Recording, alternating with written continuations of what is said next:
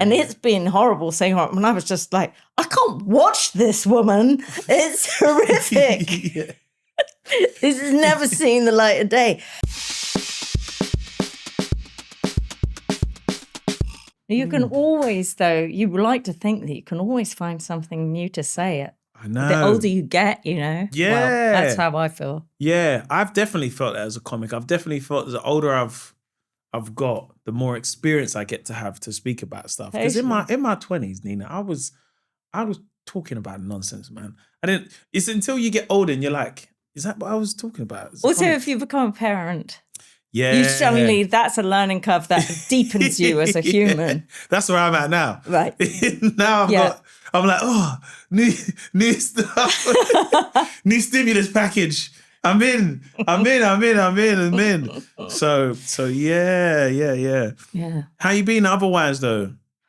Otherwise, oh God, it's the question I always blank when I think, how have I been? Other than stand up, living and all in a state of stuff, kind of continual anxiety. Do you know what I mean? Are you gardening right now? What's your vibe, Nina?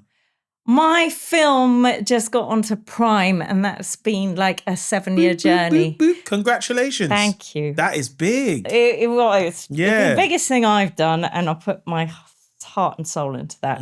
So that's lovely, and it's nice to see people watching it and responding to it and stuff like that. But it's really independent route I went. Yeah. Oh, congratulations. It went around the houses, cap in hand, to fund it. So have you watched it on Prime? Like, is it like, I'm just going to watch it? I've seen. Because I know you've probably seen it, but like, wow, I'm going to press it and You're watch right, it. I should. I watched it for a second and then I was like, no, TV's like on sport mode or something and it looks, do you know how sometimes things can look like that icky way where everyone's like a bit too slick? And I was like, is too green. Is that how people are seeing it? That's not how it looks. Anyway, but no, I went to every screening. I did kind of enjoy sitting amongst people and seeing where they laugh. Oh, yeah. And as a comedian, I don't know, you might have had this experience as well. It's weird because you get used to it when you're on stage where the laughs are, and you can understand what sometimes people will laugh at different places. But when you're playing the same film to different audiences and they laugh in different places, you're like, what? The setup was the same? Why did you guys laugh at this bit and those guys laughed at that? It's weird. I get very anxious if I've ever been to a screening for a thing that I'm in, stand up for it. So, for example, when I brought my special out earlier this year, we done a screening for it. Right. And I was like, I know you don't really do them for stand up. I was like, oh, we spent so much time and it's really for everyone else who's worked on it. Do you know what I mean? And plus, you get to do it in like a nice cinema. Really nice thing to do, yeah. I can't. Obviously, we done a Q&A before because I was like, I'd rather do one before than afterwards. And I couldn't stay in the room. I was like, I watched it in the room, but it's got this small little balcony bit at the top that's hidden away. So I just watched it there while everyone was downstairs watching it. And I've never been so anxious. It's so weird, So weird, I know. So weird. It must feel like puppeteering yourself as well, a little bit. When you're just like, oh, is he gonna land it? Yeah, no, it is. I done an animated film once, and they showed it at Sundance. Again, I've never been to Sundance, so I didn't really know what the hype was until I got there. That's very cool. I didn't know what it was until I got there, and they showed the film, and I'm sitting there, and I'm like, oh. And you're seeing people's reaction to a thing that you've done, which is so different to stand-up because when you're on stage, you're like, I'm going to do the thing, and at the end, I'll get a laugh. And even if I don't get a laugh, I can react off the fact I didn't get a laugh. Yes. Whereas this was like, oh, this is, no, you didn't. Okay, it was. So, I get very, very anxious. Yeah. Any kind of screening, I find it but congratulations, that's huge. Well, it's a bit different from my normal work because I can watch that quite happily, but I don't actually appear very much because I'm inside a big monkey suit. So I don't have to look at my stupid face, and I'm quite happy. but I don't like watching myself back on other things. It's a terrible sort of torture. See, I don't mind watching myself back, but I see that more as like how I might take notes. It's just when everyone's in the room and they're seeing it for the first time, I'm like, oh, guys, come on, we don't need to watch this. We don't. You're right. But then if they're like, oh, you like that bit? All right, but that, You know, it's actually yeah, crazy. it's quite good, actually. Yeah. You know, you do that thing. Who's actually going to cut that scene? Yeah. Glad you liked it. Glad you liked it. And then you could start liking it again. But like, it's interesting you say that though, where, you know, in terms of showing people stuff, because your dad was an actor as well, right? Yeah. So what was it like growing up in a household where, you know, like performance was, I guess, almost the core a little bit in some ways? Well, it was always seemed more fun than what was going on at school. That's for sure. It seemed like everyone was having fun. Yeah. And I thought that's like my dad was in a musical when I was 5 and I went to 23 times. I don't know, the story goes that I went 23 times. That number changes. I went a lot. Yeah. And it was a musical and there was like all singing and dancing and I would get to sit in this box because they didn't always sell the boxes. So I could just on a school night go and do. And that made me a little bit strange, you know? I was like, well, I belong here. Who are all these other kids? What are these children? I don't. So I didn't get school. I was like, what am I doing here? So I don't know. I don't think it was altogether healthy for me socially, but I did like it. And then I went to university. I think I also was really scared that I wasn't going to be good at it. I think I was right too, because I was like, when it came to trying to get acting work and auditions, I went in with a big apology all over me. You know, like I don't really. I'm only here because my dad's an actor, and you know, you probably think that, and I probably I've got to prove myself, and I never mind. Sorry, I'll go. That was how I auditioned, and it didn't go well for me. Did it feel like pressure though going into the room, like you're saying? Did it felt like you had to live up to an expectation? Because, you know, I've been quite fortunate enough to be in a room and know what it's like when you have to cast somebody, for example, and the decision solely isn't mine, but there might be a few other people, and they would say, "Oh, this coming in now is person. Oh my God, he's been in this and he's been in that," and I'm like, "Oh, wicked! We're all excited." Right. And I already know it's like, we're excited. So there is now a pressure for that person to deliver, as opposed to the other person who was like, oh, okay, great. Okay, cool. Wicked. Yes. So was that like that for you? Yeah, it may have been. It may have been. But the thing is, the opportunity was, I got into the room, I even got auditions, because a lot of people, that's a long way to get to getting the audition. Yeah, of course. So I was just sort of blowing that opportunity again and just like feeling unworthy and confused and not in charge of my life and all of this stuff. And I had all, you know, I definitely had a chip on my shoulder about it. But not enough to change my name and like, but not enough I didn't get the work. So, I mean, that's really what happened. I loved comedy. I'd always been going to the Edinburgh Festival. My grandparents lived up there. And I went to loads of comedy when I was a teenager. And I just thought, these guys are so much more kind of vibrant than the acting world actually, and they're all saying their stuff. And I thought I could never dream to join that. But then when I started learning ventriloquism, that's why I grabbed it with both hands. I was just like, this can be mine. This could be like something. I could maybe even join that cool club with this. Yeah. I mean, I'll always be a special act. That's what, you know, when I started 20 years ago, that's what everyone was calling me. I've never, you know, you're the first ventriloquist I've ever met. Ever. Oh, right, really? I've never met one before. Very, we're almost extinct. No, but like it is, when I think of performance, I, to this day, don't know. I know how it's done, but I'm so in awe of it as someone that goes on stage, because I'm like, it's one thing to go on stage. It's another thing to go on stage and be the same person, but another person. But then also you have to handle something. And like, I remember once we done performing arts, and we done this art form called Commedia dell'arte, where you got to put a mask on, and the mask is basically telling the story. So you got to use your physicality. Yeah. And I struggled in that massively when I was at uni. Really? I massively Were struggled. you making your own masks or were they like handed out? There's these special masks that are made in Italy. We had someone come over. I massively struggled. But the one thing I was able to do, and I still try to do to this day, is still use my physicality. And I know how much of, when I do a show, I'm like, I've got to get my body prepared because I like to move around. I want to make sure that I'm not overly sweaty.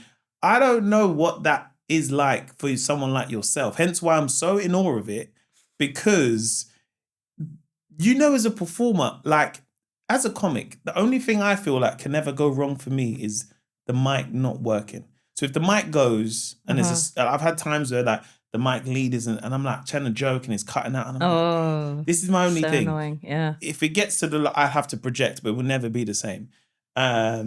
Everything else I can kind of be in control of. If the lights ain't working, I'll just go close to the audience, maybe. Yeah. Do you know what I mean? Yeah. But for what you do, it is 10. It is so good. Like, I have such a, I swear to you, I really appreciate what you guys do. Oh, because it is so good. It's so funny, but also like, there's still a part of me is like, how'd you do that, man? How'd you come up with that material?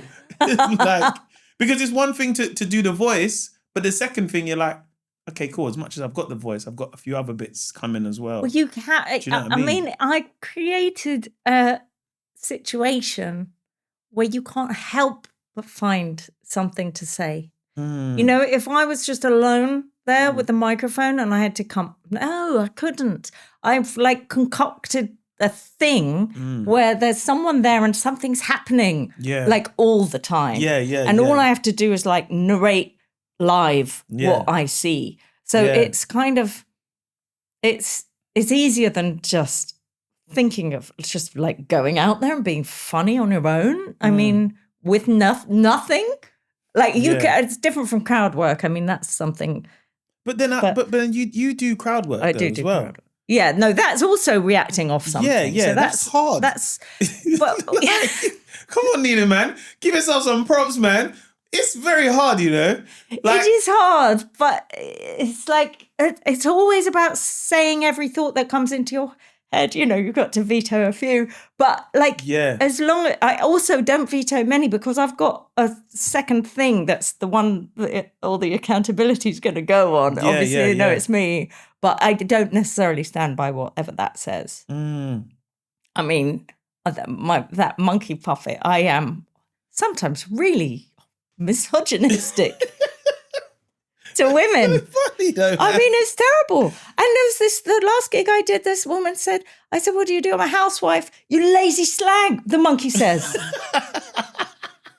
The monkey said, I quote him like it wasn't me. But I'm just like, always like in a state of endless apology, going, I'm sorry. But like she's laughing because she knows I didn't mean it. And, but... And I don't think you're a lazy slag if you're just a house. I'm so in awe of ventriloquists. I really am. I think it's always been like, because within my own set, like I like music, for example. Yeah. So I've always tried my best to, how can I bring this bit of material to life? Like whenever I'm writing, I sit there and I've got an old MacBook basically, and it's got all my music that I've ever had on there. Oh, nice. There's no Spotify on there or anything. It's just got all my, and I haven't updated it. Where's it safe? Is it backed up? Oh, no. It's just like it doesn't need to be backed up. It's like, because it's like an old one basically, innit? So I don't ever connect to the internet. Yeah. But when I write, I bring that out because I've got everything on there from classical to rock to stuff that, I don't want to do the whole stuff you can't get anywhere. It's not that, but it's just got the stuff I had on there from when I first started stand-up. Right. So if I'm like, I need a track that's like this. So when I do write, I'm like, what can bring it to life? I've got that classical stuff on that laptop. Let me go through that. And it's the one thing that helps, just bring it to life. What is that for you? Because I know with, you have the characters, but is there like times where you're like, okay, cool. Like, we're going to do an hour show, for example. And is there also like harm in having, where you're like, I've got the monkey saying the thing and I know you're laughing in the first 15, but you're going to laugh at 45 minutes still. Do you know what I mean? Are you going to still have that? Because that's my danger of like using the music to bring the joke. But I'm like, I don't want that to be the gimmick. I've got more stuff, but is the music going to come to a point where you're like, oh, come on, mate, we just want to hear some jokes. Do you know what I mean? Yeah, but you're talking about when you're right. You're not talking about playing that music underneath your stand-up. A mixture of both. A bit of both. Yeah, a mixture of both, yeah. That's nice. Mm. I mean, it's weird. Some days and they're rare. Do you get those days when it's just a feeling like of possibility that you could be creative? You can't like drum up one of those days from nothing. But like if you have space, or sometimes you're away or you're on a train, or, you know, you have like space for reflection and you go, I think I got to buy a notebook today. I've got, you know, it's lovely that. And it sort of comes out of nowhere, and I'm grateful whenever it happens. But I mean,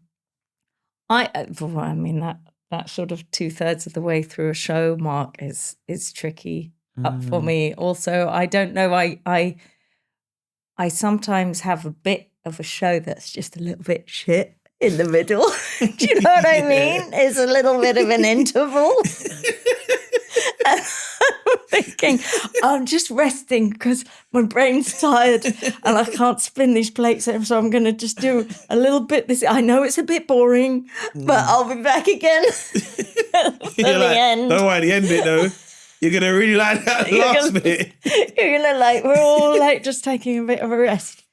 But no, I mean, I use music as well. I definitely use music for creating. And there's sometimes like it'll just be one track on loop all the time. I did it recently because I was writing like a synopsis for a film idea that I had. And I just had this Aphex Twin track on a loop, and I did it. It was like 4 hours or something. Oh, really? But it was helping me. It was like putting me in a hypnotic state after a while. But I mean, I don't concentrate. That was a really rare occurrence. How did it start though? Like in terms of like ventriloquism, because is it, you know, that you can do the voice? Is it knowing that like, oh, I've got this fun puppet and I can try a ting with it and see how it works? Do you know what I mean? Because Kevin Campbell gave you the first suggestion to do ventriloquism, right? He did, and he bought me one of these creepy old things, like a wooden mannequin. And I started talking to that in front of a camera. You know, I had like a little DV camera. We're talking in the 90s. This is like 90, I suppose, 7 or something. And I had a little DV camera and I started talking. And I was just an actress. It's actually unwatchable. I've got some of these videos.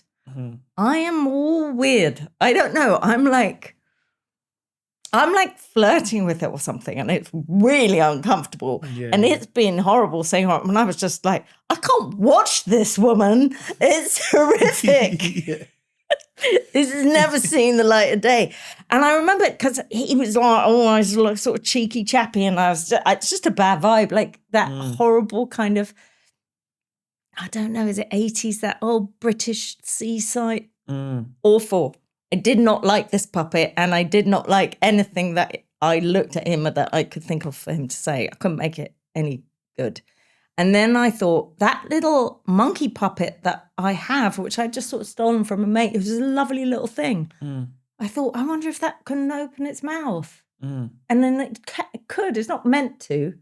It's meant to be like a, you know, just a hand puppet that you do the arms. Oh, okay.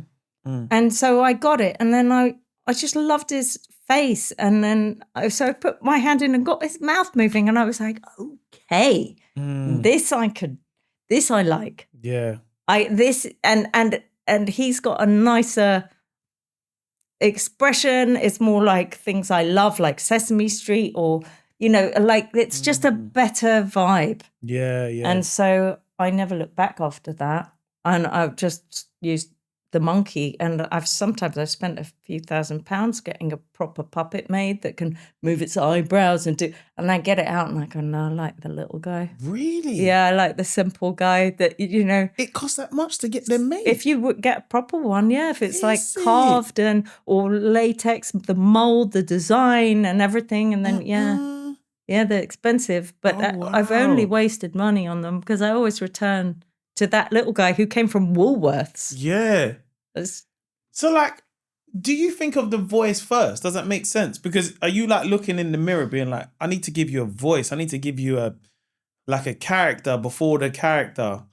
That's not me. Because I'm asking because are you having to separate yourself? Of course you do. But is it like, I need to really separate myself from this character? Because is it like I'm the straight person and you're funny? I guess it's almost definitely. a bit like a double act in some ways. Do you know what I mean? Yeah, definitely.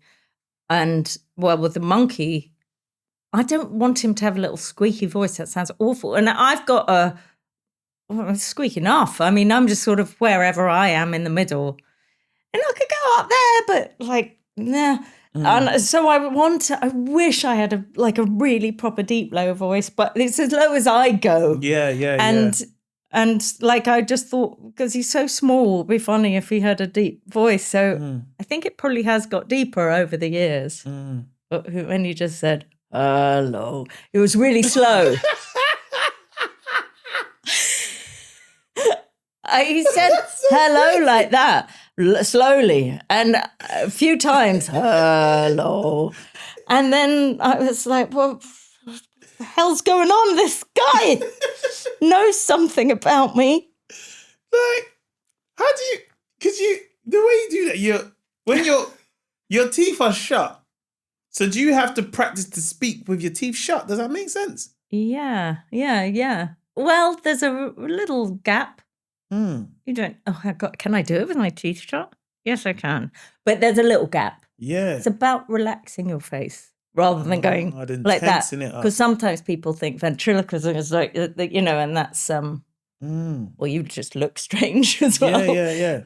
So it's relaxing your face and then finding somewhere in the back of your mouth that does the same shapes that your lips would normally do. Yeah, because that's the beautiful thing about the art form is that the lips don't move. And even though you know what's going on, and if I watch, I'm like, wait, the lips are just not moving. Like, they're not moving at all.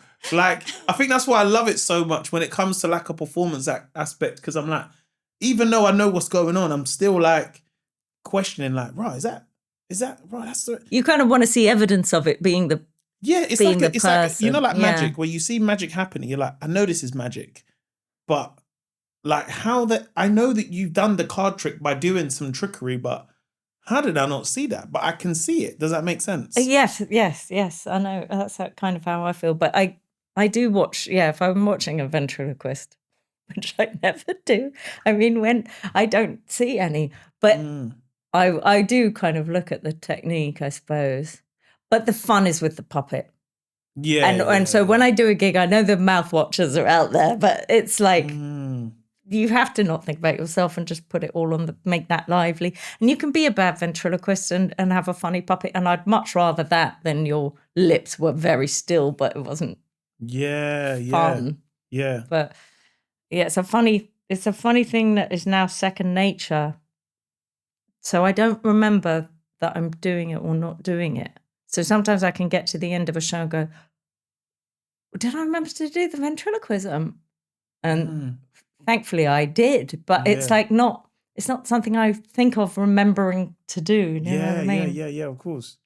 It's so interesting though, how like, you know, you auditioned for stuff that was like acting and stuff, and now you do. It's kind of, you are acting really.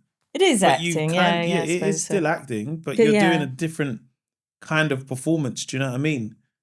Like, yes, it's sort of. Do you ever look at that and be like, "Oh, right, I could have really been on the West End doing Lion King, like I could have really been doing Les Mis right now," you know? I would feel so silly. I think acting now, and I did it. I did a thing recently at the Park Theatre, in Finsbury Park. They do a thing called Who Done It, and every night they get a different act on to play the sheriff. And you, with this earpiece, you wear an earpiece and you say the lines. Yeah. So you don't know what the show is. And I went on in that. So I was suddenly on stage in like a play, and you know what your lines are. But there were bits where I'm not getting any lines and other people are talking, and I was thinking, oh, I should be doing my acting now. I should be listening. Oh, man. There was something about trying to... I couldn't do it. I just thought, this is fake as hell. I can't. Yeah, the acting is... And I feel like with acting, though, that... Don't get me wrong. If anyone's watching this, I'm here for some acting roles. But there's sometimes where I do watch some things I didn't get. And I'm like, oh, that was not for me. Really? I would have butchered that role up. I also don't want to talk myself out of any acting roles. Oh, yeah. Me and Nina are definitely here. Star Wars, if you're watching. Yeah, we're up for I'm it. here for it. Yeah. Yeah, this is just false bashfulness. No, but I think that it's just a feeling of fraudulence when you're used to not having a fourth wall and you just reach right through it and you're talking to people and then pretending, like when you're on stage, pretending that there's no one there, it feels so different. What was the first show like, you know, when you was like, I've got a show now and I'm in Edinburgh and I'm now selling tickets? What was that feeling like? Because you're someone that was able to go to Edinburgh early on and now you're like, you're in the place, you know? Edinburgh, I know. I had a lucky ride with Edinburgh, and I know it's not always the case. It can be brutal. I had a brutal year the first year, though. Oh, boy. Was you doing the ventriloquist? Yeah, the first year, because I was in a sort of ventriloquist play. It was a one-woman show, but it was kind of a play. So I had puppets, but I wasn't speaking directly to the audience, and it was very complicated. I had lots of puppets and, 5 people in the audience kind of just watching all this effort. It was a horrible year. Yeah. But there was like I went to promote the show on one of these sort of pick of the fringe interview shows. And I took the monkey puppet with me and started making jokes with him. And that was when I thought, I should be doing this as stand-up, not as acting. This ventriloquism, I should just be talking to the audience. So that was a big light bulb moment. Yeah. But I've forgotten the question. What did you say? No, the first show was the first show in Edinburgh. Yeah. First show in Edinburgh, I did 20 minutes with Pat Monahan and Carl Spain, and that we were at the Pleasance, and it was a kind of what's it called? The comedy. It was like that one Avalon do where you've got 3 acts. We shared an hour. And it was fun. It was all, I was barely scraping 20 minutes. I remember that at the time. And the kind of obsession with getting to 20. It's funny. It never leaves me. Yeah. I still feel the sort of minute tyranny. Like, are you going to do your time and all of that? Yeah. But I just remember audiences really responding and thinking, I'm definitely I'm on the right path here, because the other stuff I was doing wasn't getting that.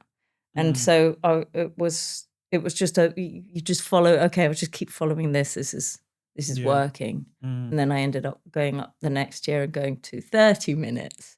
Earning those minutes hard. Yeah. Because this is before I would go off script, like everything was written. Monkey jokes, But why did the monkey fall out of the tree? Because he was dead. And I'd be like, that's like, okay, so I got 20 seconds. Did it feel like it was an easier or harder transition once you started doing more stuff on TV, like, for example, like Live at the Apollo? Did that feel a bit easier because you're like, well, this is going to work better for TV maybe than it might in the room, or you can like clip it up maybe? Don't know. No, I think I was still very much live, basing everything on live work. And then, it felt a little bit like it wouldn't belong on television. I wasn't getting much television for a while until I like made my documentary about, I took when Ken Campbell died, he left me his puppets in his will. These puppets from this dead guy that are looking at me like, what are you going to do with us? Yeah. And I took them to this weird resting place in Kentucky where ventriloquists leave their puppets when they die. And I made a documentary about it, taking his puppets there and talking to them. And there was a puppet of him that I was talking to the whole way. And anyway, I made this documentary just myself with my own money, and then it ended up getting on where the BBC bought it and it ended up going on BBC. And after that, I started getting TV gigs. But it was only because I'd done that and sort of proved it worked on TV. Oh, wow. And that was when I got Live at the Apollo was then. And then, so, yeah. But it's a funny one, TV. I've not really entered the world of television. I'm really grateful for like Instagram and all those things. Yeah. Has social media been probably better for you than television? Much better. And then no middlemen. It's just straight. Yeah. I'm relieved. And I guess you can put something out there and it goes, obviously, you know, and your clips go viral, but also it goes to parts of the world where you're like, this, maybe if this is on TV, it might not have been translated into another language in China. Exactly. Do you know what I mean? Yeah. In Japan. Exactly. Or, it's Mexico, so nice. Or Spanish or whatever. So I think that's the cool thing that I've always, you know, had an appreciation for social media for in some ways. Was that also a big part of, you know, why you made your film as well? I mean, the film I just had to make because it's so weird to be left something in someone's will. It always feels like always, what am I doing about it? It hasn't happened before or since, but it felt very much like it felt very much like you've got to do something with it, especially puppets. You just put them away forever. Yeah. I don't know. I just felt like I had to do that. I had to finish that story. And yeah, I don't know if I was thinking of I probably was thinking of my career at the time, but it just seemed like a cool thing to do something about a ventriloquist convention in Kentucky. I mean, so random. How small or big is the community though? Because for the majority of us, we would never know. Like I know the comedy community is big, but also weirdly, it's quite small when you're in the room of more than maybe 10 comics. Because someone will say, oh, I was with this person. Oh, yeah, that person. Oh, I know that person. I was with this person. Yeah. So you realize how small it really is. Yeah. You know, where, you know, sometimes I've met comics. I've gone to like New York, for example, and the comic has said, hey, what's up? You know, my friend from London. Oh, yeah, I do. Oh, my God, how are you? You're right. And already I'm like, oh, wow, this is quite a small circuit. But it's big because I guess it's a global thing, if that makes sense. You can have comedy in any language. Is it the same for ventriloquism? Like, is it like, oh, I know you, do you know what I mean? Maybe a bit. But we don't, no one puts two vents on the same act. On the same, you know what I mean? I see. I rarely see other ventriloquists. Yeah. And a couple of young ones I've met recently. There was one who did Britain's Got Talent, and then there's but no, it's not a circuit. No. Do you know what I mean? It's not. So everyone in like locked in with each other, like, because I'm thinking is there someone who makes the puppets? Is there like if you're getting up, you must go to this person, Sean in Edinburgh. Do you know what I mean? Is there like, there might be. Is it that close where like everyone knows the people that might do the puppets, or do you know what I mean? It's a bit different in America, I think. It's a bit more like that in America. In Britain, there isn't that kind of community. But when I went to this convention in Kentucky, there is a thing called a dealer's room where they have all the puppets on shelves and all these little booklets, and they sell material, little books of material.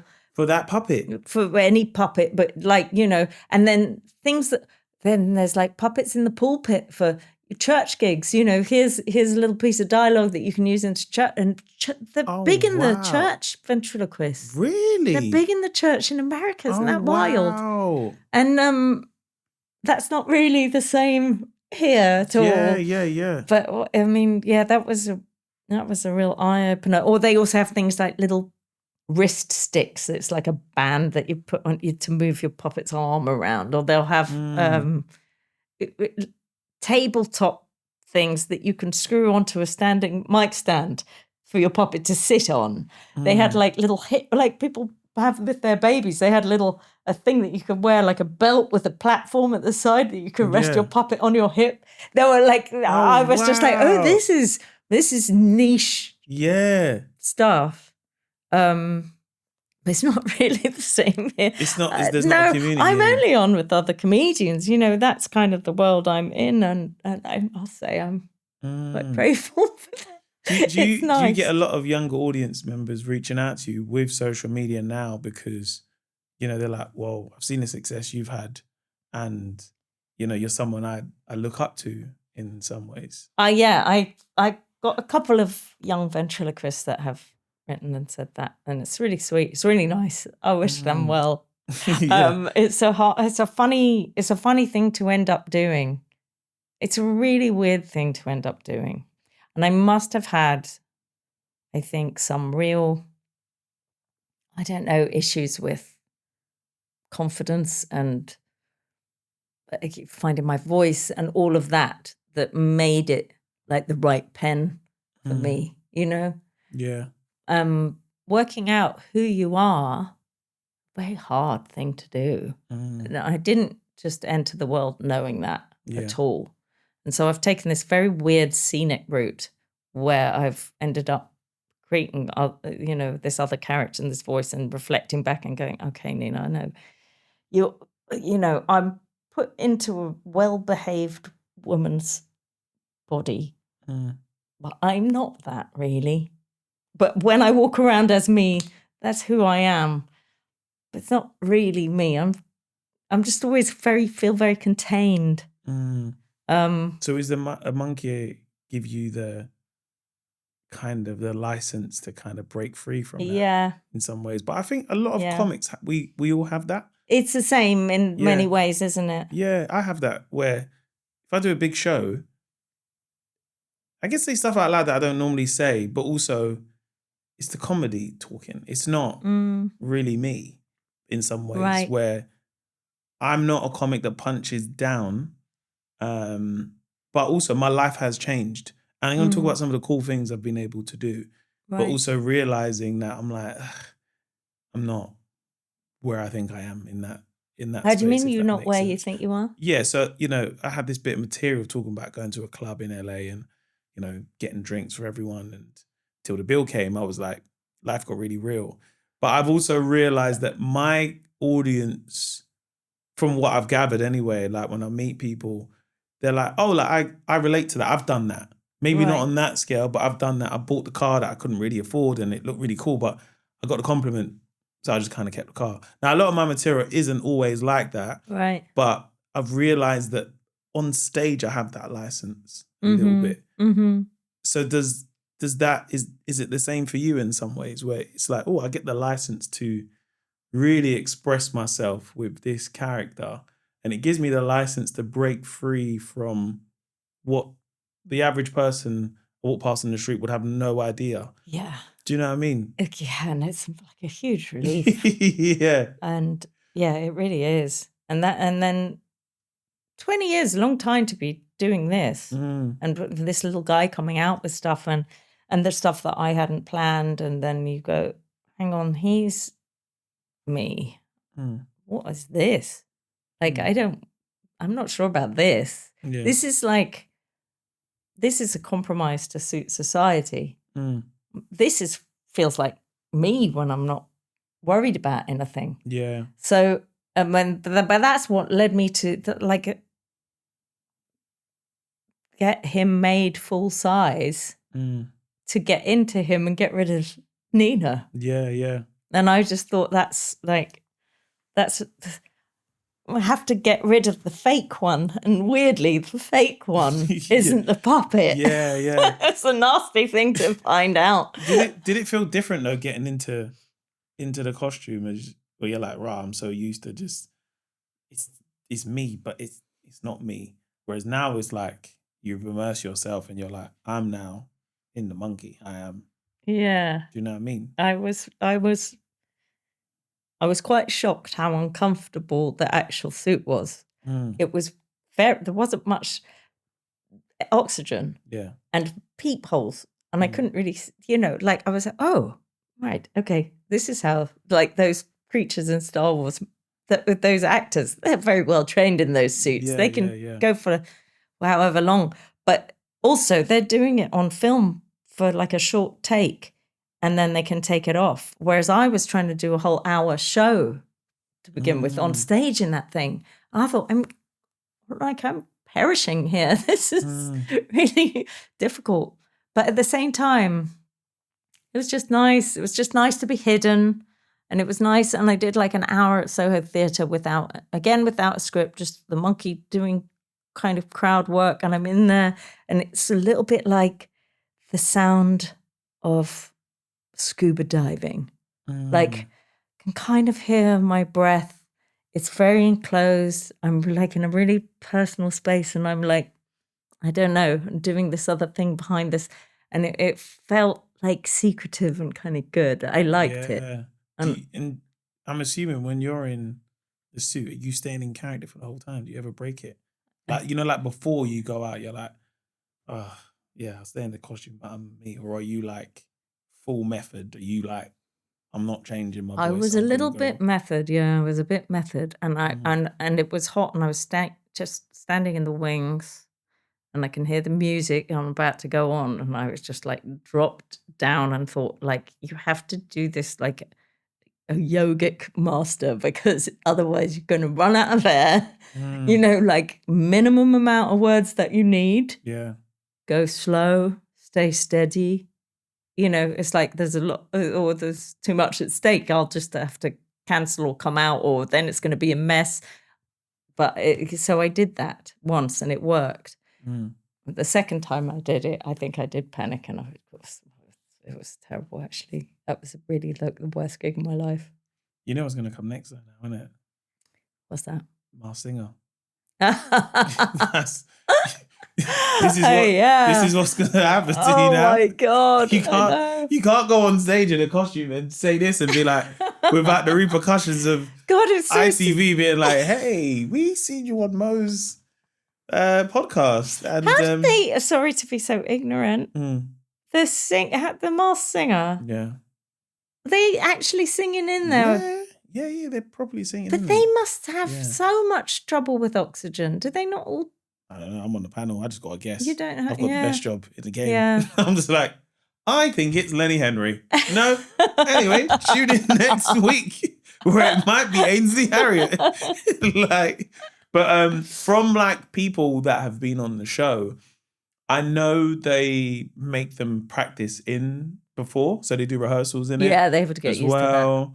To that. Major props, you know, to the production because I know I couldn't tell you how they do it because we generally don't get to see how it's done. You're not in that part but of they it. are actually singing. It's not like I've got a track and stuff. And it's really interesting because when a lot of people come out of the mask, you know, some reasons why people say they do it, they're like, it's just nice to perform without anyone seeing that it's me and I can be this character. And, you know, and some people want to do it for their kids. Some people, you know, so there's a lot of cool reasons why people get to do it. And it's funny because every time I watch people, and it's also different in the room as well. When you hear someone singing, you're like, oh, I feel like I can make that person out. Until we watch it back, it's like, oh, that sounds totally different. Because we've got the acoustics. It's in a big, like, almost like I want to say, like, it's almost like an airplane hangar type place of where it big is. studio.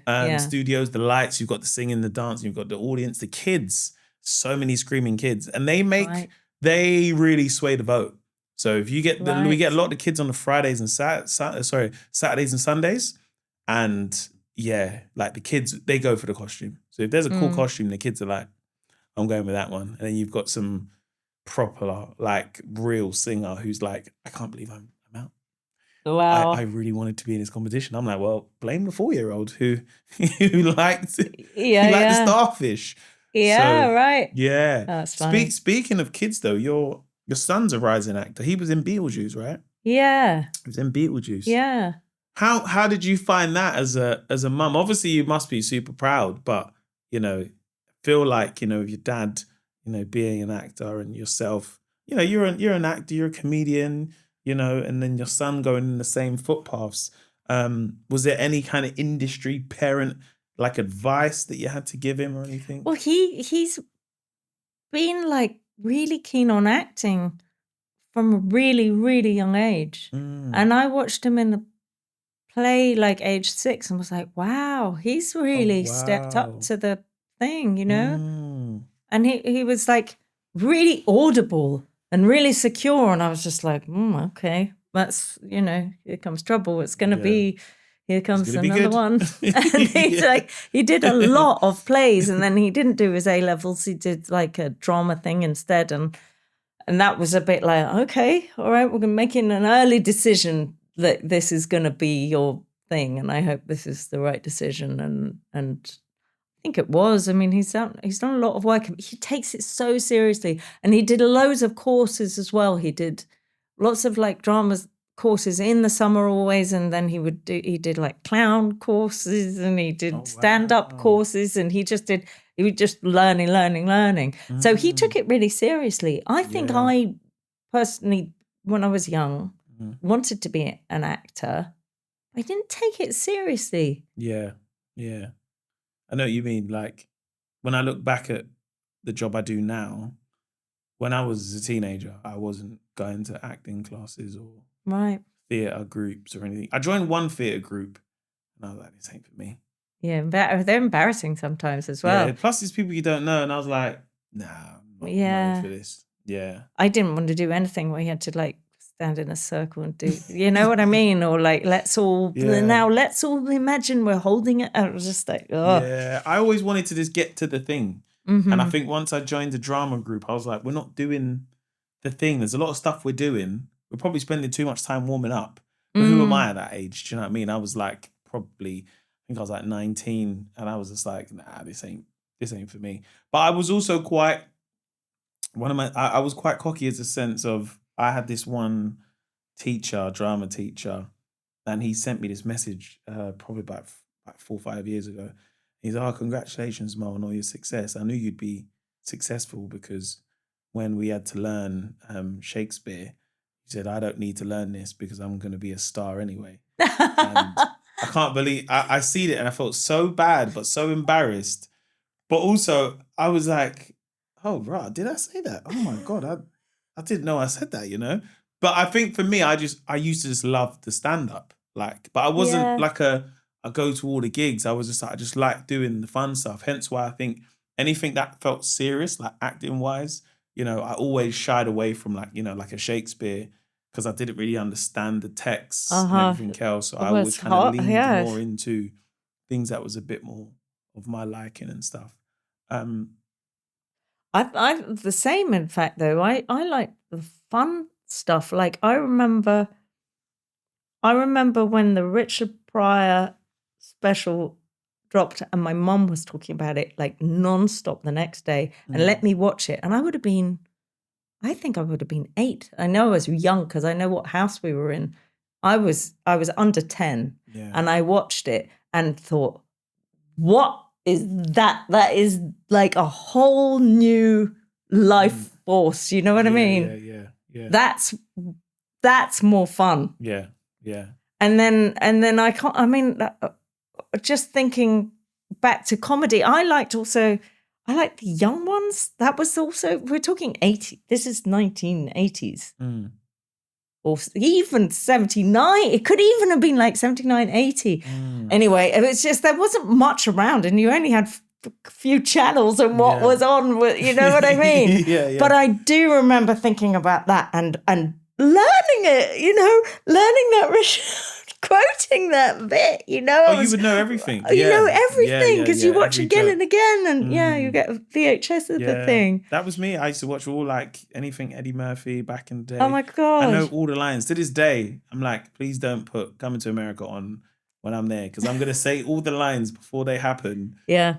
But also, I'm that person where, so when I met my girlfriend, she's not from here. She's from Brazil. So I was like, hey, do you want to watch this film? Knowing that it's Coming to America, and she hasn't really seen it. And I was like, oh, it's all right. Check it out. What do you think about it? And I'm saying all the lines, and she's like, have you seen this before? I was like, have I seen it before? I know every line. But then almost like, do you like it? She was like, oh, it's all right. And I'm like, oh man, how do you not know about this film, man? Your family's really successful, and, your son is now, an actor, and like you're saying, he's training. Yeah. You've got a very talented family, and, what do you want your legacy to be in some ways? Because if someone's putting you on in their will, that's someone that has an amount of trust, but also a huge amount of admiration for you in some ways. So do you look at your legacy in the same way, where you've got, people writing to you, and, you are, an icon for, a lot of comics out there, but also young ventriloquists that you might want to go down that path and say, listen, make sure you put this in the same museum in Kentucky for me, like, listen, you're in the wheel now, No, I don't know. What the legacy? I don't know. I mean, I think, like, to broaden it, you'd want it to be broad, your legacy, rather than just for ventriloquists. You know what I mean?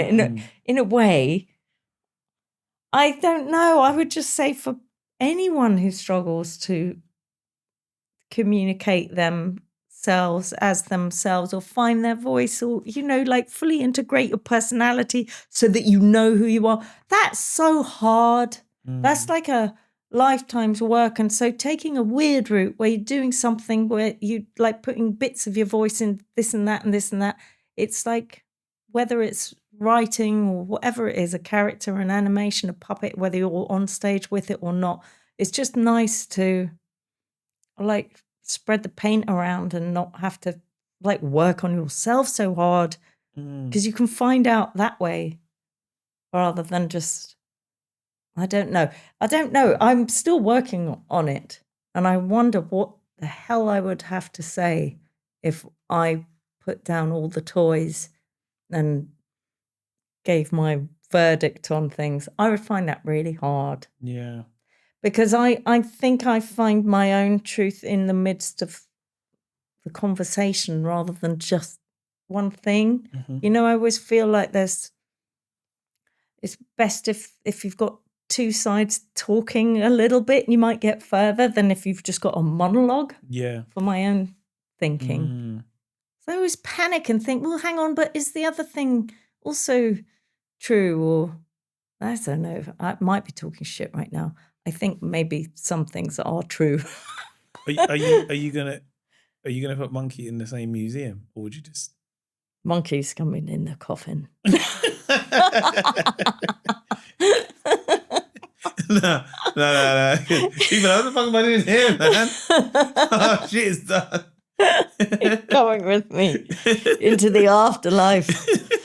Taking him wherever for infinity. Oh, Nina, it's been such a pleasure to have you on the podcast. Thank you so much for having me. Especially because it's the first time we properly met as well. I know. Do you know what I mean? So, yeah, I'm a big fan, honestly. I think what you do is so cool. It's always been one of the things that, personally, I would love to be able to do, but I don't think I'd be able to execute it. So whenever I see it, I'm just in so much admiration for what it is. I'm like, it's so cool, but also the fact of, like, I don't know, it's more than just comedy. I think it's one of the hardest jobs in, within, if you want to call it in theatre, but just in entertainment. Like, you're sitting here saying, like, it's a dying format.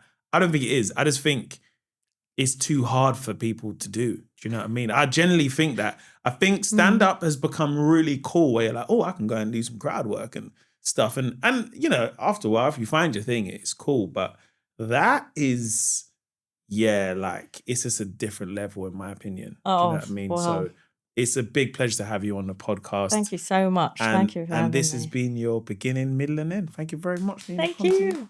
Hey, what's up, people? My name is Mo Gilligan. I just want to thank you so much for listening and watching my podcast. Now, a lot goes into making this podcast, as you can imagine. I might be the person that's in front of the screen, but it's really about the people that are behind the cameras. And what I'd really appreciate, what you could do for them is, one, give this a like. That would be great. Hype it up. That would be amazing. But most importantly, if you could subscribe, if you could just hit that little bit just there and subscribe. The reason why that helps is it helps us build a community, what people like, what they want to see more of. And most importantly, it gets these podcasts straight to you. So you don't even have to look for them anymore. And how cool is that? Now, listen, if you do want to watch any other episodes, you can check out this episode down here and this episode just down here. My name's Mo Gilligan. Take care. Peace.